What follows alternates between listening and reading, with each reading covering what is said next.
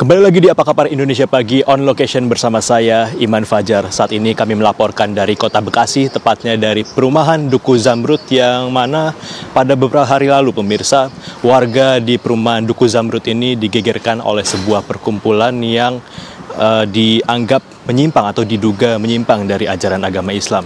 Adapun perkumpulan tersebut berada di rumah yang ada di belakang saya ini, pemirsa, di rumah yang berpagar hijau ini yang disebut milik dari Ibu Putri Yeni, dan warga juga telah memasang spanduk di depan bangunan ini untuk menolak dari kegiatan yang ada di rumah tersebut. Pemirsa, ini kalau bisa dilihat bagaimana ada tanda tangan dari sejumlah warga ini yang tidak menyetujui kegiatan yang terjadi di kediaman dari Ibu Putri Yeni ini karena tidak memiliki persetujuan atau juga perizinan lingkungan. Kalau kita lihat di sini ini adalah RW 12 Blok I Duku Zamrud ya pemirsa, karena memang diduga ini melakukan ajaran yang menyimpang. Dan di sekitar sini pemirsa juga sudah ada beberapa warga yang sedang berkumpul. Kita akan coba berbincang-bincang dengan warga di sini. Nah, di sini ada beberapa bapak-bapak. Kita akan coba berbincang pemirsa mengenai apa yang sebenarnya meresahkan sehingga membuat warga ini melakukan penggerudukan terhadap kegiatan yang ada di kediaman dari Ibu Putri Yeni. Di sini, Assalamualaikum, selamat siang, selamat pagi Bapak. Selamat pagi. Dengan Bapak Suranto. Pak Suranto, dan ini dengan warga-warga sekitar juga ya Pak ya? Pak Santo, terus Pak Bilal, Pak... Oke, ini dan Pak Suranto, Pak Susanto, dan beberapa bapak-bapak ini adalah warga di RW 12 ya Pak ya. Mungkin boleh dijelaskan Pak, apa sih yang sebenarnya membuat warga ini resah dengan kegiatan yang ada di kediaman Ibu Putri Yeni ini? Riwayatnya cukup panjang sebenarnya. Ini karena sudah bertahun-tahun, bukan hanya minggu lalu. Pertama, yang resahnya itu adalah gangguan karena dulunya itu memelihara ternak. Ada ayam, kalau ayam itu bau. Kalau ada anjing juga, yang anjingnya ini kalau malam menggonggong. Mungkin karena nggak ada yang nungguin, akhirnya menggonggong sepanjang malam, tetangga merasa terganggu. Kami sempat adukan, tapi karena ada suatu dan hal, kita adukan ke DKM, kita adukan ke KRW. Saat itu mentok gitu, belum nggak ditindaklanjuti. Tapi setelah itu kemudian berganti pengurus RT di RT 12. Akhirnya ada suami-suami yang keluarganya ikut di sini merasa tidak nyaman. Itu mengadukan ke pengurus RT yang baru, minta dihentikan di sini. Nah, dari di-trigger oleh itu, kemudian waktu itu kami ada semacam angket 3 RT, RT 16, RT 12, RT 13 yang isinya minta ya pengumpulan tanda tangan minta kegiatan di sini ditutup. Walaupun waktu itu akhirnya keluar suratnya itu penutupan sementara karena kami anggap itu nggak ada izin, minta diurus izinnya dulu. Kalau izinnya keluar silahkan gitu. Tapi dari kasus itu di internal RT 12 ada rapat, nanti Pak Santo bisa menambahkan karena saya bukan warga RT 12 walaupun lokasi saya terdekat di sini. Rapat internal ada yang memberikan penjelasan di dalam itu kegiatannya begini, perilakunya seperti ini. Orang-orang ini ada beberapa yang ngomong itu kemudian istilahnya boleh dibilang dikriminalkan. Ada berapa orang Pak Santo? Ada satu orang yang dilaporkan. Yang dilaporkan satu orang itu beliaunya sampai stres kemudian meninggal. Ada 4, ada yang lain, ada Pak Pohan RT-nya, kemudian Pak Toto, Pak Dedi itu juga ikut dipanggil polisi yang katanya statusnya mau dinaikkan. Itu disitulah sebenarnya yang memicu, yang sebelumnya itu hanya keberatan warga sekitar sini, kemudian memicu pengurus RW, pengurus DKM, kemudian majelis taklim yang ada di sini marah karena yang tadi kan sampai beliau itu stres meninggal. Kemudian masih ada yang tadi masih ada dalam proses begitu.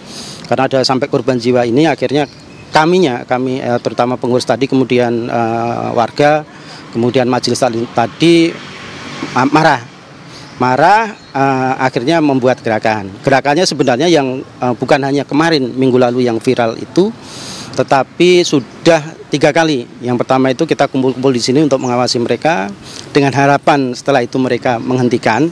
Karena ceritanya gini, sebelum ada gerakan itu kami juga setahu saya itu sudah ada rapat mediasi, rapat diskusi bersama antara pengurus kegiatan di sini dengan pengurus RW. Bicara soal kegiatan yang ada di dalam itu Pak, ini kalau boleh tahu, ini jamaahnya apakah memang orang sekitar juga, dan setelah kemudian kemarin di demo oleh warga, apakah masih ada kegiatan atau seperti apa? Ini mungkin Pak Susanto boleh jelaskan, atau Pak Suranto? Terima kasih. Ini sebenarnya perkumpulan ini sudah lama ya, sekitar 8 tahunan ya Pak Ranto. Nah sebetulnya warga itu tadinya memang ya namanya pengajian, cari ilmu kan bagus ya sebetulnya. Cuman perjalanan waktu itu ada semacam namanya konflik-konflik kecil lah, masalah parkir dan sebagainya. Nah saya akan mengambil yang hasil pertemuan sebelumnya dari pihak Bu Yeni dan RT, RW sama pengurusnya itu. Sebetulnya tuh kita nggak ada membubarkan atau menutup ya. Cuman kita itu berusaha memberi solusi karena perkumpulan ini kan ada dari luar selain warga sini. Nah itu tertutup, laki perempuan di dalam bareng-bareng, kemudian di kajian kan kita sebetulnya titik keberatannya itu tertutupnya itu karena ada pihak luar kan di dalam apa-apa kan kita nggak tahu. Nah dari hasil pertemuan dengan pengurus RT RW itu dikasihlah solusi. Satu, dia mau mengurus izin perkumpulannya, satu itu, atau pengajiannya keliling. Kan jadi ini ada beberapa kegiatan yang kemudian nanti masih akan dicari jalan tengahnya ya Pak ya, kurang lebih seperti itu. Oke, Pak Susanto, Pak Suranto, terima kasih banyak Pak atas waktunya. Kurang lebih itu pemirsa bagaimana keterangan dari warga mengenai kegiatan yang ada di tempat kami melaporkan saat ini. Kembali ke studio. Mengenai ajaran yang tidak sesuai syariat, perlu dilakukan tabayun, klarifikasi terlebih dahulu. Dalam Islam, tidak boleh langsung menghakimi seseorang atau suatu kelompok sebagai sesat tanpa bukti yang jelas dan proses verifikasi.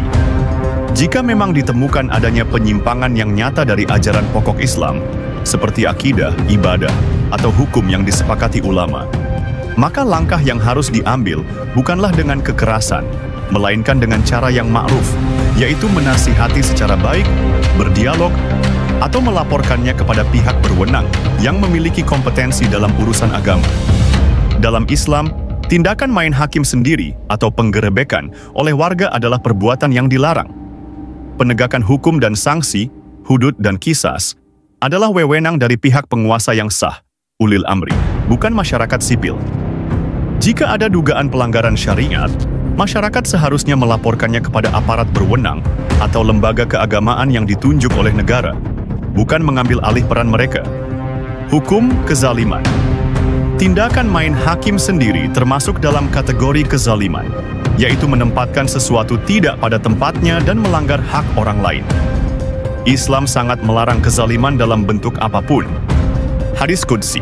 Allah berfirman dalam hadis Qudsi yang diriwayatkan oleh Imam Muslim, "Wahai hamba-hambaku, sesungguhnya aku mengharamkan kezaliman atas diriku, dan aku jadikan kezaliman itu diharamkan di antara kalian, maka janganlah kalian saling menzalimi." Hadis riwayat Muslim nomor 277. Pentingnya tabayun, klarifikasi. Sebelum mengambil tindakan apapun, Islam mewajibkan untuk tabayun atau mencari kejelasan. Hal ini untuk menghindari fitnah, kesalahpahaman, dan tuduhan yang tidak berdasar. Firman Allah dalam Al-Quran, "Wahai orang-orang yang beriman, jika datang kepada kalian seorang fasik membawa suatu berita, maka periksalah dengan teliti, tabayun, agar kalian tidak menimpakan suatu musibah kepada suatu kaum tanpa mengetahui keadaannya, yang menyebabkan kalian menyesal atas perbuatan kalian itu." Quran Surat Al-Hujurat ayat 6.